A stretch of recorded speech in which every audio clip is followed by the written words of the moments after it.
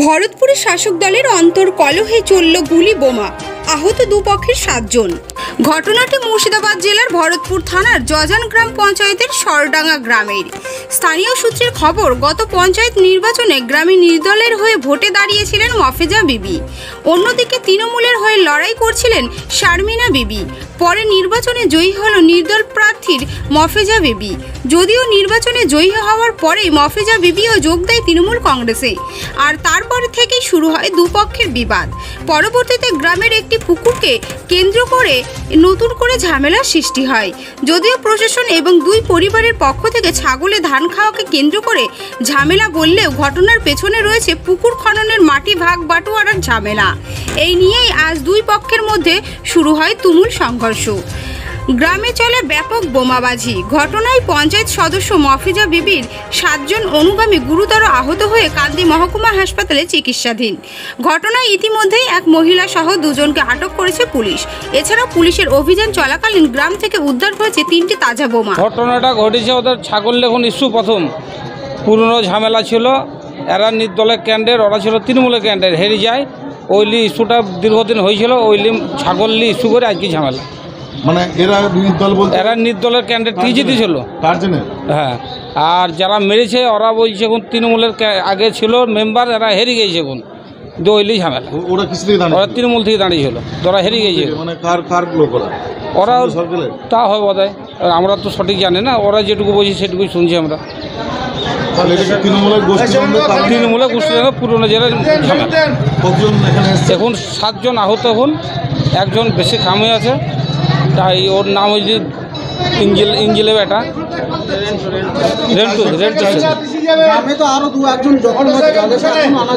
না। এখন এই মুহূর্তে 5-7 জন এসছে, আমরা যেটুকু তুলে দিলাম এখানে। আমার নাম হাফিজুল শেখ। পুরাতন রাগ ছিল, সেই রাগ নিয়ে এখন ছাগলকে কেন্দ্র করে আর ঝামেলা বাঁধে হেরে যায় ইলেকশনে, সেইটাকে কেন্দ্র করে। সঞ্জয় সরকারের লোক ছিল। মানে টাড়ি চ্যানেল লোক ছিল। মানে এটা কি মারা কারণটা ওই ভোটে হেরে যাওয়ার জন্য? তোমরা দিতেছো ভোটে? হ্যাঁ। কে মেম্বার তোমাদের? চাচা মেম্বার। চাচা মেম্বার। কি নামটা? আনসার শেখ। আনসার শেখ কোন দলের মেম্বার? কোন দলের? তৃণমূলে। কোন পঞ্চায়েত? জজান পঞ্চায়েত। কতজন যখন? 7 জন। 7-8 জন হবে। কি নাম তোমার? হাবিবুর শেখ। ছাগলে ধান খাইছিল, তাই রেন্টু ডাকাইলো আর ওই আঙ্গুরাতা মান্যে হারে এসে কাজে লাগিয়ে দিল। যে কার্য হইতে মুখোমুখি হইতে হইতে শাহরুল এসে বদবদকে রেন্টুকে মারতে লাগলো। ওরা লাঠি পাই গেলে দোকান থেকে, তারপরে পাট পাড়নে বেড়ে ফেল দিল। শাহরুলটা আগে মেম্বার ছিল, টিএমসি। হ্যাঁ, এখন টিএমসি মেম্বার মফেজা বিবি। হ্যাঁ, তারই লোকজনকে আমরা 7টা লোককে আমরা পাট পাড়নে মেরে দিয়েছে। টিএমসি ছিল, হেরে যাইছে। আর এটা নির্দল টিএমসি করেছে। এটা পঞ্চায়েতে ভোট থেকে তখন থেকে ওরা লাগার খোঁজ কাজ করতে মেরিয়ে দিয়েছি। মেরে তার রাস্তাঘাটে যত দেখছি গাইল দিচ্ছে, সবসময় গাইল তাদের মুখে লেগে কি চাইবো, ওদের শাস্তি চাবো। 7 জন। হ্যাঁ হ্যাঁ, হ্যাঁ, ওদের ওখানে 7 জন পড়ে আছে। একজন মহিলা ওরা ফাটাইছে, কিন্তু আমাদের তো ছিল না।